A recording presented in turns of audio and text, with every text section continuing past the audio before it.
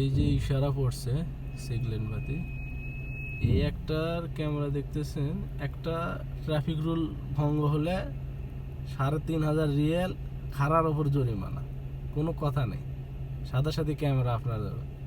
এই যে গাড়ির যে সিট বেল্ট বান্ধা, ড্রাইভারের এই যে সিট বেল্ট, হাতে মোবাইল থাকা অবস্থায় যদি আপনি ইশারাগুলো পার হন, আপনার জরিমানা ৩,৫০০। বেল্টের জন্য আপনার মনে হচ্ছে এখন ৬০০ বা ৭০০ টাকা করছে, বেল্ট যদি না বাঁধে। মোবাইল যদি হাতে রাখা অবস্থায় আপনি যদি পার হন, এর ইশারায় ট্রাফিক আইনের নিচ দিয়ে লাইটের, আপনার।